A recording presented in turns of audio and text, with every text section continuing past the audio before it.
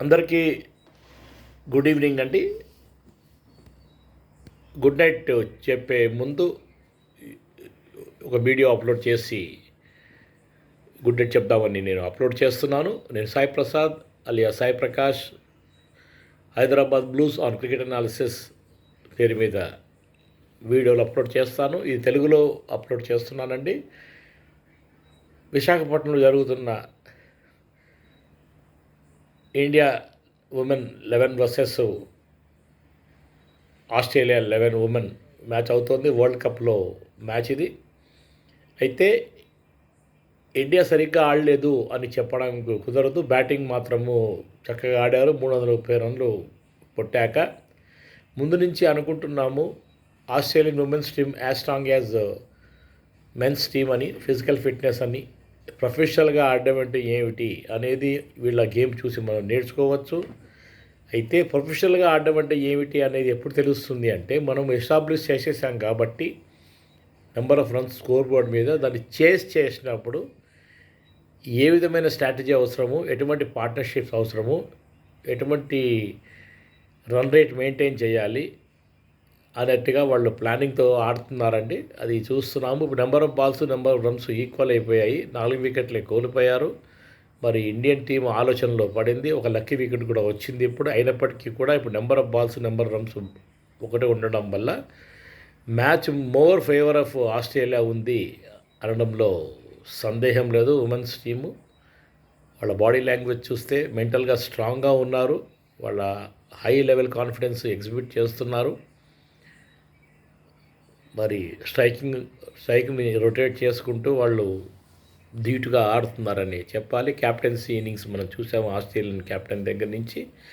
ఏది ఏమైనప్పటికీ కూడా మన దగ్గర ఒక సెంచరీ ఒకటి నమోదు కాలేదు, కానీ బాగానే ఆడాము. 330 రన్లు కొట్టామంటే తక్కువ స్కోర్ ఏం కాదు, హయ్యెస్ట్ స్కోర్ అని చెప్పాలి ఈ ఉమెన్స్ క్రికెట్ వరల్డ్ కప్ లోపల అని ఇప్పుడు చెప్పవచ్చు. అయితే దాన్ని చేయడంలో కూడా ఆస్ట్రేలియా అంతే ధీటుగా మరి అదే పిచ్ మీద మనం ఆడుతున్నాం అన్నట్టుగా నేను చెప్పాను.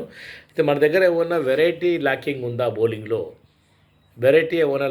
బౌలింగ్లో అన్నట్టుగా నేను ఊహిస్తున్నాను. ఎందుకంటే మొన్న కూడా 85 రన్స్ పైన 5 వికెట్స్ కోల్పోయాక 100 రన్స్ ఫర్ 5 వికెట్స్ దగ్గర నుంచి వాళ్ళు మ్యాచ్ మరి సౌత్ ఆఫ్రికన్స్ తీసుకుపోయారు. ఇవాళ కూడా అదే రీతిలో మరి ఆస్ట్రేలియన్స్ స్టడీగా ఆడుతున్నారు. మన దగ్గర ఏమైనా వెరైటీ బౌలింగ్ లేదా, ఒక 1 or 2 ఆల్రౌండర్స్ మనకి ఎక్స్ట్రా ఉంటే కనుక వాళ్ళని ఏ స్టేజ్లో వాళ్ళతో బౌలింగ్ వేయించాలి, సర్ప్రైజ్ బౌలర్స్ లాగా ఏమన్నా వేయించవచ్చా అన్నట్టుగా ఆలోచించి రీప్లానింగ్ ఏమన్నా అవసరమేమో అన్నట్టుగా నాకు అనిపిస్తోంది. ఏది ఏమైనప్పటికీ ఈ మ్యాచ్ మాత్రము ఆస్ట్రేలియా గెలిచింది అంటే మాత్రము very difficult to beat in the future అండి. ఒక వరల్డ్ ఛాంపియన్స్ ఎందుకయ్యారు వాళ్ళు అనేది వాళ్ళు ఎగ్జిబిట్ చేస్తున్నారు. ఇండియా ధీటుగా ఎదుర్కొంటున్నారు. చేస్తూ 330 రన్లు వాళ్ళు సాధిస్తున్నారు విక్టరీ అంటే మాత్రము. మరి ఆస్ట్రేలియా ఎటువంటి ప్రిపరేషన్తో దిగుతుంది వరిలోకి, ఇటు మెన్స్ టీం కానీ అటు ఉమెన్స్ టీం కానీ అన్నట్టుగా మనం ఆలోచించాలి. ముందు మెన్స్ టీం ఆస్ట్రేలియాకి వెళ్తున్నప్పుడు మరియు ఏ విధమైన ఓడిఐ ప్రిపరేషన్స్ మనం చేయాలి, ఓన్లీ మనం క్యాప్టెన్సీ కాంట్రవర్సీలు లేకపోతే ప్లేయర్స్ సెలక్షన్ ప్రాసెస్ గురించి మాట్లాడతామా, లేదా మన ప్రొఫెషనలిజం గురించి మాట్లాడతామా, రన్ చేయాలంటే ఎటువంటి స్ట్రాటజీస్ ఉండాలి, ఎటువంటి మైండ్ సెట్ ఉండాలి, ఎటువంటి కాన్ఫిడెన్స్ లెవెల్ ఉండాలి, వాటి గురించి కనుక మనం మాట్లాడుకుంటే మంచిదండి. ఏది ఏమైనప్పటికీ కూడా ఉమెన్స్ ఆస్ట్రేలియన్ టీం అది ఆల్రెడీ మనకి ఎగ్జిబిట్ చేసింది. మనం తక్కువ ఏం కొట్టలేదు. 330 రన్లు కొట్టాక కూడా మరి వాళ్ళు చేస్తూ 4 వికెట్లే కోల్పోయారు. ఇప్పుడు almost number of balls, number of deliveries, number of runs almost ఈక్వల్గా ఉంది. మెల్లగా మ్యాచ్ వాళ్ళ వైపు తిప్పుకుపోతున్నారు. నాట్ మోర్ దెన్ 6 వికెట్స్ లోపలి వాళ్ళు ఇది సాధించేస్తారు. ఇంకా 2 వికెట్లు నేను కావాలని తీసుకుంటున్నాను. ఎందుకంటే మనం కూడా అంత డిగ్రేడ్ చేసుకోకూడదు. 4 వికెట్లు పడ్డాయి కాబట్టి ఒక 2 వికెట్లు పడినప్పటికి కూడా విక్టరీ వాళ్ళని వరిస్తుంది అని భావిస్తున్నాను. ఏది ఏమైనా కానీ ఈ వరల్డ్ కప్లో Australia a team to watch. సమవజ్జీవులు అంటే మరి మనం బౌలింగ్ విషయంలో ఒకసారి ఆలోచించుకోవాలి. మరి బ్యాటింగ్లో ఏమీ దోకాలేదు. బ్యాటింగ్ బాగానే ఆడుతున్నాము, స్టడీగా ఆడుతున్నాము. బ్యాట్స్మెన్స్ మాత్రము జస్టిఫై చేశారు వాళ్ళ బ్యాటింగ్ తోటి రన్లు సాధించి. కానీ బౌలర్స్ మాత్రం జస్టిఫై చేయలేకపోతున్నారు అని చెప్తూ ఈ match more favour of Australia ఉంది అనడంలో సందేహం లేదు. మరొక వీడియోతో తర్వాత చూద్దాము. రేపు కానీ ఎల్లుండి కానీ చూసి మరి ఇంగ్లాండ్తో నెక్స్ట్ మ్యాచ్ మనం ఆడబోతున్నాము. ఇండోర్ ఒక బ్యాటింగ్ ప్యారడైజు.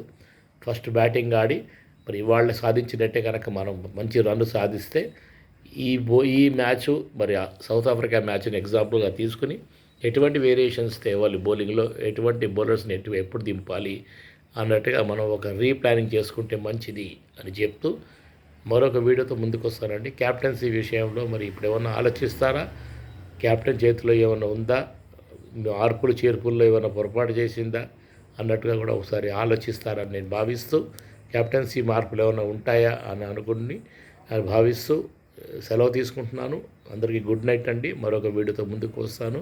ఏది ఏమైనా ప్రొఫెషనల్గా ఎలా ఆడాలి, పెద్ద టార్గెట్ని ఎలా చేయాలి, కంగారు పడకుండా ధీటుగా ఎలా ఎదుర్కోవాలి, రన్నింగ్ బిట్వీన్ వికెట్ కానీ పార్ట్నర్షిప్స్ కానీ ఎలా బిల్డ్ చేయాలి అనే తీరుగా మరి ఆస్ట్రేలియా మనకి చూపించింది. అదే కోవలో మనం కూడా బ్యాటింగ్ ఆడినప్పటికీ ముందు బ్యాటింగ్ ఆడి మంచి రన్లు సాధించాము. కానీ టాస్ గెలిచి వాళ్ళు మనకి బ్యాటింగ్ ఇచ్చారు అంటే irrespective of the what of the total establish చేయగా వాళ్ళు కొట్టగలము అనే ధైర్యంతో వాళ్ళు దిగారని చెప్పక తప్పదు. మరొక వీడియోతో ముందుకు వస్తాను. మీ అభిప్రాయం తెలియచేయండి. guddakprasad@gmail.comకి. నాకు ఛానల్ పేరు Hyderabad blues on cricket analysis. ఇంగ్లీష్లో ఎక్కువ వీడియోలు ఉంటాయి. తెలుగులో ఈ మధ్య మొదలుపెట్టాను. ఇది exclusive video on Indian women 11 versus Australia women 11. ఇది వరల్డ్ కప్లో మ్యాచ్ విశాఖపట్నంలో ఆడుతున్నాము. నెక్స్ట్ మ్యాచ్ ఇంగ్లాండ్తో ఆడబోతున్నాము. Replanning is required. నమస్కారం.